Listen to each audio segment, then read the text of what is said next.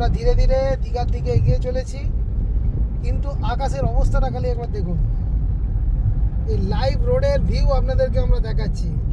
বারবার একটা কথাই আপনাদেরকে বলছি, আজকে হচ্ছে 26 মে। এই ঝড়ের মধ্যে, দুর্যোগের মধ্যে শুধুমাত্র ওয়েদার দেখাবার জন্যে আমরা কিন্তু দীঘা এবং মন্দারমণি দুটোই কভার করব আমাদের চ্যানেলে, শুধুমাত্র আপনাদের জন্যে।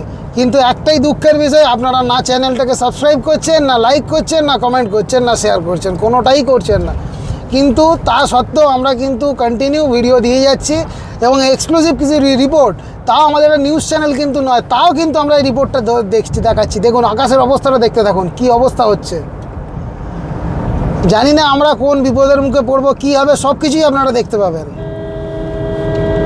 পুরো কালো হয়ে গেছে রীতিমতো, কিন্তু এখনও বৃষ্টি আসেনি, কিন্তু খুব শিগগিরই ওটাও চলে আসবে।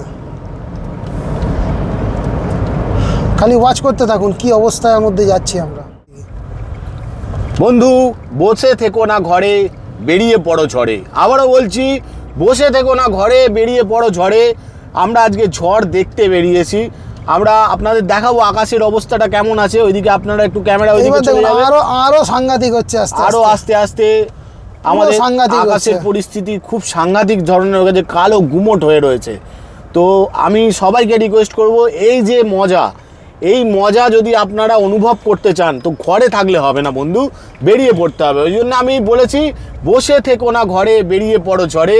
আমাদের গন্তব্যস্থল হচ্ছে, আমরা যাচ্ছি মন্দারমণি।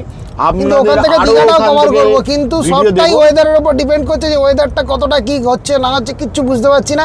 যতটা যাচ্ছে তত খারাপ হচ্ছে ওইদিকে, কিন্তু তত খারাপ হচ্ছে ওয়েদারে।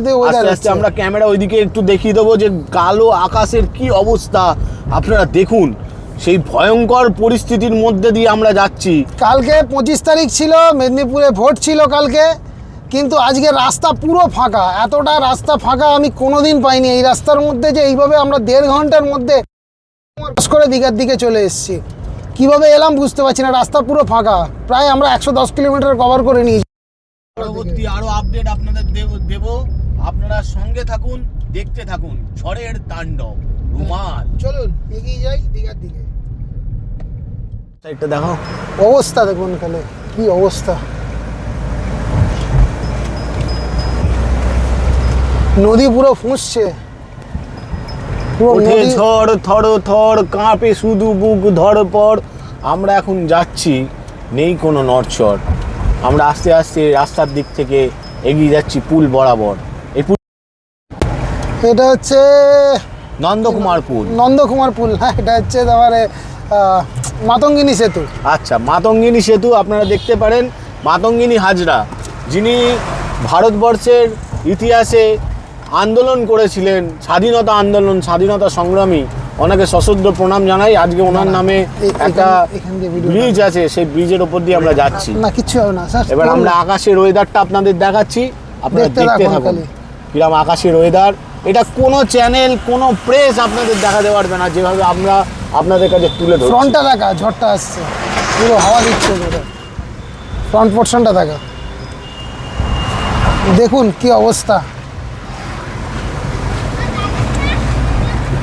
পুরো এক্সক্লুসিভ রিপোর্ট আমাদের চ্যানেলে, দেখতে থাকুন। রোমানের তাণ্ডব, নজর রাখুন। রোমানের তাণ্ডব, রোমানের তাণ্ডব। আমরা চলে এসেছি মন্দারমণিতে, কিন্তু এখানে প্রচণ্ড হাওয়া দিচ্ছে, কিন্তু কোনো ওই জলোচ্ছ্বাস কিন্তু একদম নেই এখানে। আমরা আছি এখন একদম প্রপার মন্দারমণিতে, প্রচণ্ড পরিমাণে হাওয়া দিচ্ছে। আপনাদেরকে দেখাবো যে সমুদ্রের কতটা জলোচ্ছ্বাস আছে। চলুন যাওয়া যাক সমুদ্র সৈকতে, যাওয়া যাক সমুদ্র সৈকতে। পারমিশন নেই, আমাদের রিসোর্ট থেকে বারণ করা আছে এবং প্রশাসন থেকেও অ্যানাউন্সমেন্ট করে দেওয়া আছে এখন সমুদ্রে নামতে দেওয়া হবে। কারণ এখন তো কোনো জলোচ্ছ্বাস নেই, তাও আপনারা বারণ করছেন কেন? তাও বলতে আজকে যদি আবার ঝড়ের সম্ভাবনা আছে, তো জল যে কোনো মুহূর্তে আবার বেড়ে যেতে পারে, সেই কারণে বন্ধ করা আছে। তো আপনারা কোনো রকম কোনো পর্যটক বা কাউকে সমুদ্র সৈকতে নামতে দিচ্ছেন না? আমাদের রিসোর্ট থেকে আমাদেরকে একটুখানি আপনাকে রিকোয়েস্ট, জাস্ট এইখান থেকে একটুখানি রিপোর্টিং আমরা করতে পারি। এইখানটা থেকে হয়তো করতে পারে, জাস্ট এইখানটা অবধি আমরা যেতে পারি। আমরা সমুদ্র সৈকতে যাচ্ছি না, গেটের বাইরে যেতে পারবেন। চলুন তাহলে যাওয়া যাক ওইখানটা অবধি। যার নাম, আমার দাদার নাম সূর্যদেব পাল। দাদার নাম সূর্যদেব পাল। চলুন আমরা চলে এসেছি এখন জাস্ট দাদার পারমিশন নিয়ে ওই দেখুন সমুদ্র সৈকতের মধ্যে, কিন্তু এখনো পর্যন্ত কোনো জলোচ্ছ্বাস কিন্তু এখানে আমরা খেয়াল করতে পারছি না।